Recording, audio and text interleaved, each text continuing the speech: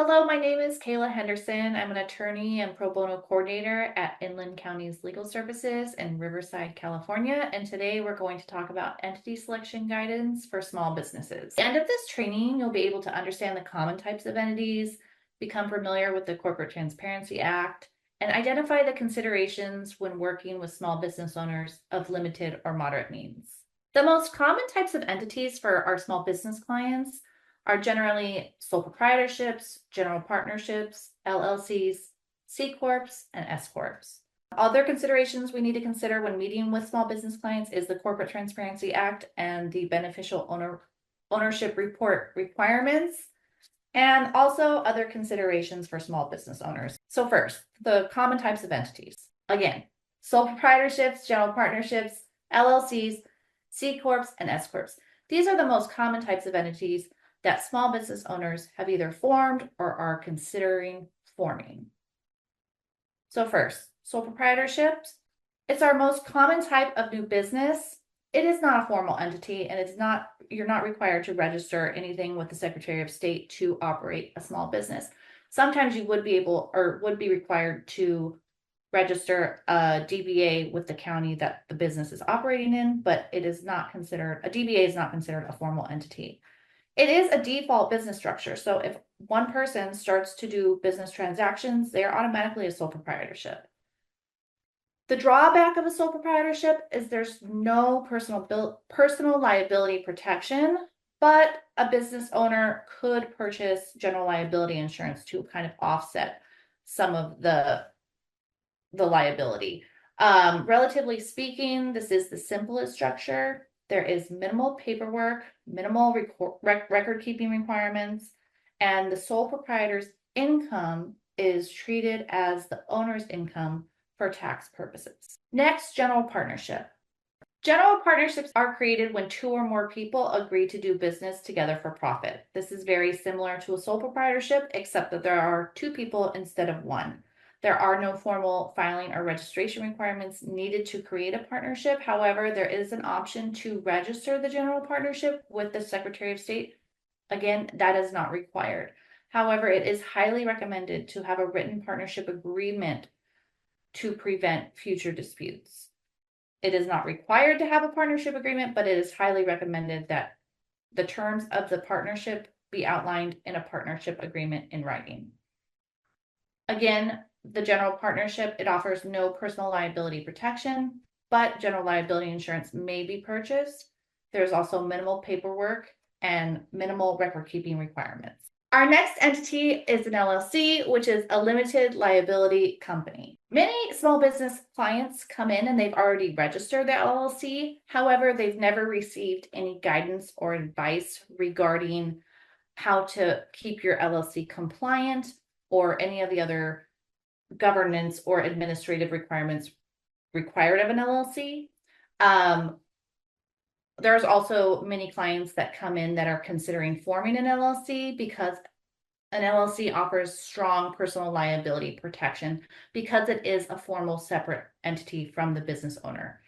It is a flexible structure. It can take more time to set up, and there are paperwork and record keeping requirements that would not be required of a sole proprietorship or a general partnership. However, a big consideration for a small business owner that may be of limited means or of moderate means, an LLC is subject to an annual $800 minimum franchise tax. This is regardless of the business's profits. If it's operating at a profit or loss, they will have to pay $800 annually, no matter what.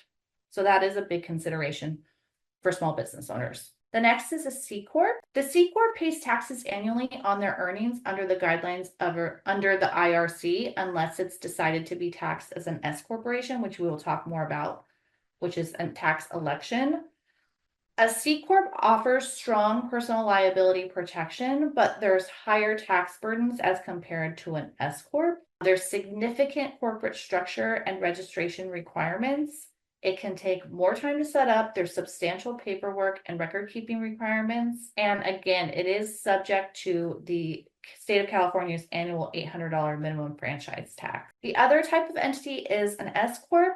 So an S Corp, like I said, is a tax election there is an underlying entity, generally an LLC or corporation. But the S Corp election is where you elect to be taxed as a pass-through entity. The income, losses, deductions, and credit flow through or pass through to the shareholders, partners, or members. These items are reported on their personal tax returns. Again, IRS approval is required for the S Corp election. S Corps offer strong personal liability protections. They're limited by types and number of owners, and a separate bank account and record keeping is required. And again, this type of entity is subject to the California annual $800 minimum franchise tax. Next, we're going to talk about the Corporate Transparency Act, which just went into effect January 1st of 2024. The Corporate Transparency Act requires businesses to submit a beneficial ownership information report to FinCEN, which is part of the U.S. Department of Treasury. Any entity that is created by filing a document with the Secretary of State is required to report to FinCEN. So this would include LLCs and corporations. However, sole proprietorships and general partnerships that have not filed anything with the Secretary of State, because they are not required to do so, are not required to file a beneficial ownership information report with FinCEN. So again, this just applies to entities like LLCs and corporations that have been created by filing a document with the Secretary of State. The CTA lists 23 types of entities that are exempt from the reporting requirements. However, the 23 exemptions are the types of businesses that are already subject to substantial government oversight, generally not your typical small business. And those 23 exemptions are not required to comply. But again, these are types of entities and businesses that are already subject to substantial government oversight, like banks and insurance companies. These are generally not your typical small business. However, you may want to check to see if the type of business does fall within the 23 types of entities that are exempt.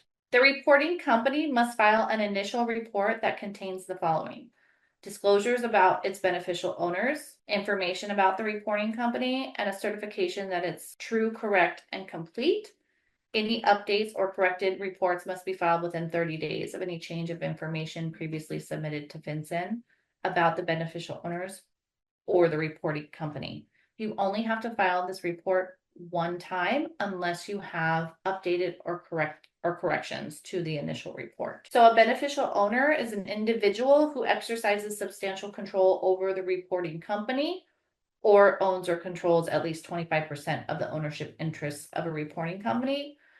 There are 3 indicators to determine if someone has substantial control over a reporting company. So the examples given by FinCEN are: serves as a senior officer of a reporting company, has authority over the appointment or removal of any senior officer or majority of the board of directors or a similar body, or someone who directs, determines, decides, or has substantial influence over important decisions made by a reporting company. So that could be like entering into contracts, things like that. There are different requirements on when to file the report based on when your entity was created. So if your company was created prior to January 1st of 2024, the company must file the initial beneficial ownership report by January 1st of 2025. However, if you created the company, the business, the entity after January 1st of 2024, but before January 1st of 2025, you have 90 days to file the initial BOI report. And what is not listed here, but is for future reference, if a company is created after January 1st of 2025, they will have 30 days to file the initial BOI report. There is no fee for submitting the BOI report. You can do it directly through FinCEN on the internet. It's a very easy process, and they offer many different types of resources to help guide the report filing process. Other considerations when meeting with small business owners and small business clients to talk about entity selection. Again, personal liability protection. Businesses should be protected for liability. Consider business insurance or consider the different types of entities that limit personal liability. Tax treatment Different types of entities are taxed in different ways on the federal and state levels, so that should always be considered. And again, that $800 annual franchise tax fee for certain types of entities is a big consideration when a small business owner is of limited means. Same with upfront costs. There are different costs associated with creating different entities. Those should also be considered, again, when our small business clients are of limited means. And then again, ownership. How flexible are the entities? What are the restrictions? What are the administrative requirements? How many people are going to be owners? Things like that need to be considered when determining which entity is best for the small business owner. Also, governance and administrative requirements.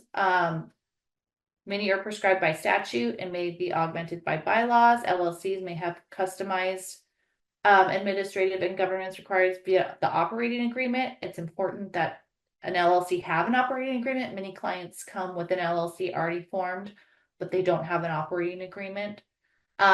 Again, sometimes clients have questions about what an agent for service of process is and who that person can be. It is an individual or business entity that is authorized to serve and receive legal documents on the entity's behalf. But again, many times a small business client just might not know what the agent for service of process is or how they fit into their business. And then again, there's no one size fits all approach. Obviously, every small business is different. Every ownership of the small business is different. Small businesses decide to form an LLC or an S corp depending upon the bearing of the upfront costs and the need for more flexible structures. However, a C corp or sole proprietorship with business liability insurance may be preferable. It really just depends on the small business, where they are in their business. One entity might make sense now, and then as they transition and grow, a different entity might make more sense later. So there is no one size fits all approach. It really just depends on the business owner, their business, and their situation. That's it.